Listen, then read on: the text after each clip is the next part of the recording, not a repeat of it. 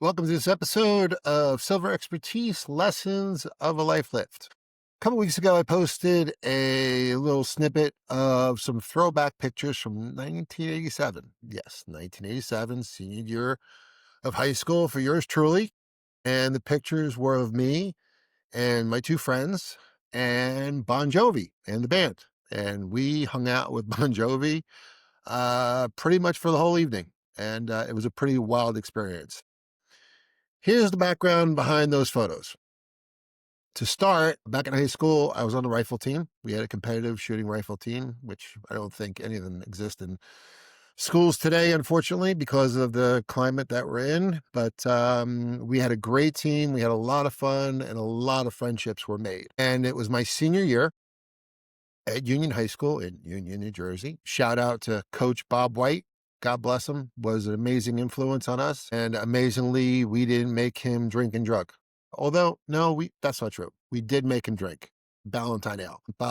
Mr. White never did any drugs. But in regards to how this all went down, so my dear friend in high school, Alex Kowalski. Alex, how do I describe Alex? He was a 1980s version of Elon Musk. He was brilliant, absolutely brilliant. I believe he had told me once that his IQ was like 180, 185. Back in 1987, there were no such things as laptops like we have today.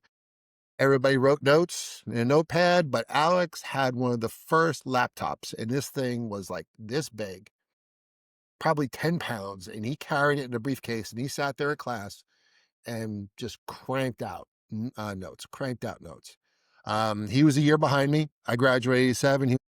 He was graduating 88. The computer science was not one of my strong points, and I was in a computer science class.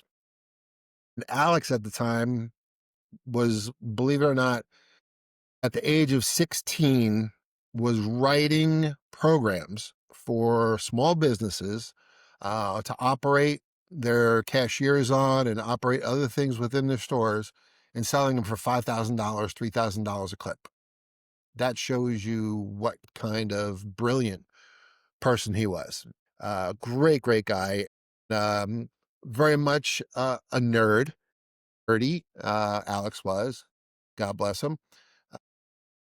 And when he came onto the rifle team, he was really a good shot. And, we kind of looked at him and said, you know what? He's a good guy. You know what?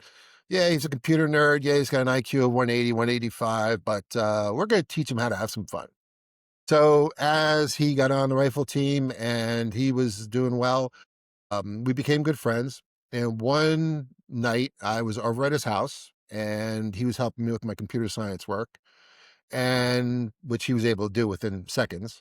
And the phone rang. So he picked up the phone and he called and he answered the phone. He's like, yep, yep. Okay. Yeah. No, that'd be cool. That's interesting. Yeah, no, I'd love to go. I can bring two friends. Okay, great. Hangs up. I said, who is that? He goes, Al Gadomski. I said, Al Gadomski. I said, you're Alex Kowalski. Al Gadomski, is he part of the Polish mafia? He said, no. He goes, he invited me to Bon Jovi's concert at Lehigh University in Allentown, Pennsylvania. He said, I can bring two friends. I said, what's the connection with Al Gadomski? But he goes, have you ever gone into a restaurant or seen a bar where they have a soda gun with the 6 or 8 different buttons behind the bar? He was part owner of a company called Serval that was one of the leading manufacturers of that product. But also, unbeknownst to me and Alex at the time, he actually helped Bon Jovi get their very first record deal. He was very, very instrumental in it. So he said, Al's inviting me. He goes, would you like to go? I said, oh my God, I'd love to go. So he said, who else? We asked our friend Marty Abramson. And, we were really tight back at the time and we're like, oh my God, yeah, we're going to go. So we looked up a hotel. We got a hotel out there. And all Al Gadomski told Alex was go to will call and the tickets and backstage passes will be there for you. So we get all excited. We pack up. Later, I think it was a couple weeks later, we get the car. We drive out to Lehigh University. We get a hotel room at some hotel, Holiday Inn or something out there. And we change, and then we go down to the arena at Lehigh University, and we go to will call, and we're asking for our tickets and our backstage passes. And all of a sudden, Alex gets a tap on the shoulder, turns around, and it's Al Gadomski with Richie Sambora's dad, which was cool.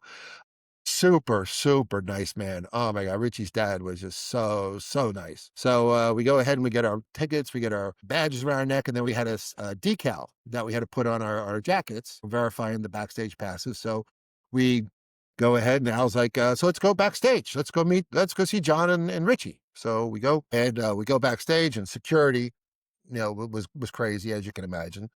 So we get checked, we get checked, we get checked. Finally, we're allowed to walk in, and they take us to Richie's dressing room. And we go and we see Richie, and Richie's excited to see his dad, and so excited to see Al, and they introduce us to him. And Richie Sambora was absolutely like just like one of us. He wasn't caught up in the fame and all of that. They were on their Slippery When Wet tour, which was a huge tour for them.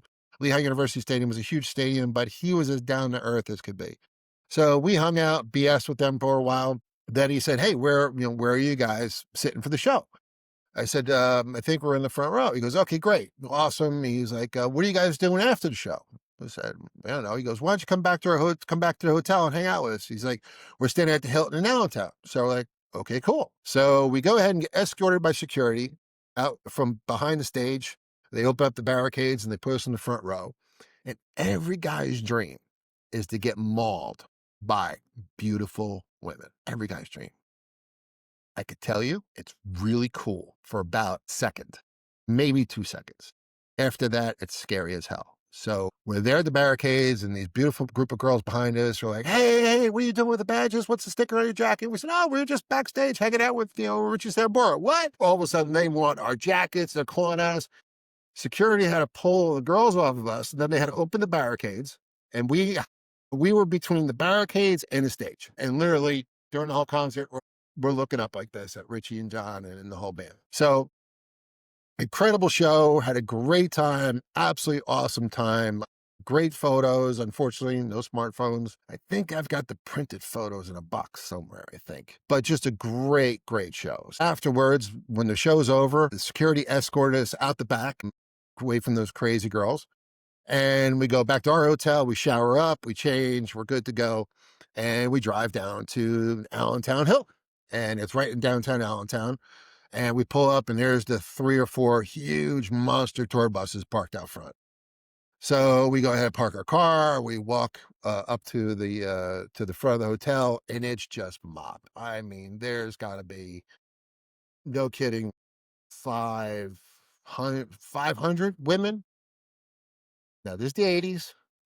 Big tall heels, girls mini skirts, big hair, big hair, lots of aerosol, hairspray, and they're all over the place. And there's a line of these girls at the house phone calling every single room in the hotel to see if they could find one of the band members. So we walk in, and we've got our jackets with the backstage decals and our security things. And one of the security people for the hotel goes, "What are you doing here?" I said, "Well, we're here to hang out with the band." "Sure you are." "No, we're really here to hang out with the band." "Sure you are."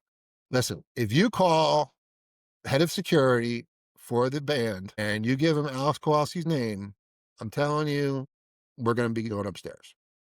Luckily, they did make the phone call, and they come back and they said, "You're absolutely right. Let us escort you to the elevators."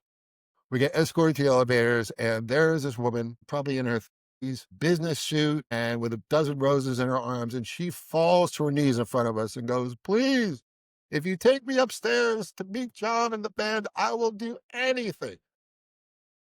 Anything? Alex is like, "No." I'm like, "Alex, we need to talk about no." "Alex, we need no." "Sorry, dear. Can't go upstairs with us."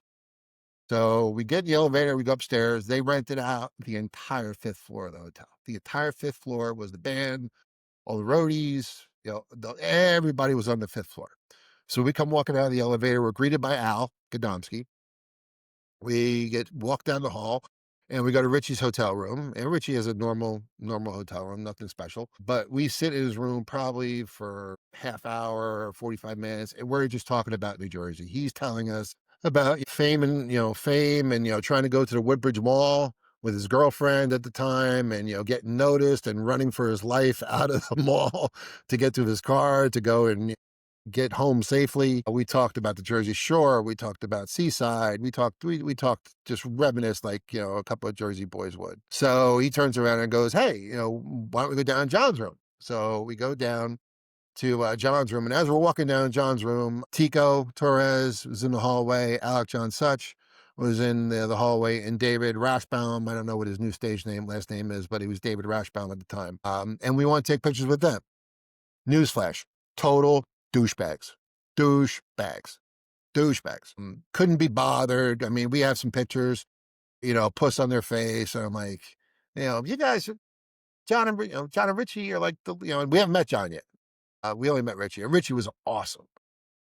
So we leave those clowns and we go into John's hotel room. He had a beautiful suite, monster size suite. And again, could not be nicer. More down to earth, only joking, laughing, again, talking about Jersey, just great. And Richie was in there too. And it was just a wonderful, wonderful time. And here these guys are rising superstars of the 80s and just three young Jersey kids hanging out in John Bon Jovi's suite and just BSing. And it was pretty awesome. It really was. They were so gracious, and we had a great time. We had an absolutely awesome time. And unfortunately, I'm not technologically advanced yet to be able to put pictures up on the screen here, but that's the picture in John's hotel room with Alex all the way with the black leather jacket on, Marty in the middle between him and John, and yours truly towering over John because he is a little guy. Then here is a picture of us in Richie's hotel room. And again, Richie could not have been more awesome. Here's Alec and Dave in the hallway. And there's Tico, which, maybe I shouldn't shit on him so bad. I mean, he was okay. But Richie and the guys Richie and John were just absolutely awesome. And Marty and I could not be more thankful for Alex to include us in that. And it's a memory that we will relish for a lifetime. And Alex, what a great guy he was. Unfortunately, he passed away of cancer a couple of years ago. God rest his soul. The only thing I'm going to say is I don't want to reveal much, but Alex was so brilliant and had such an amazing personality to him and was just so gracious with everything in life. He got shortchanged living his life, and he really deserved a much better life than he had. And I'm not going to elaborate anymore, but Alex, we appreciate you, buddy. We miss you. Your humor is missed. Your intelligence is missed. And if Marty was here, I'm sure Marty would say the same thing because we both just felt that you were just that special in our lives. But that's the story. I know, a little crazy, and some people don't believe it, and that's why we took the pictures to prove that we were there, and just sharing some great memories. So until next time, thanks for listening.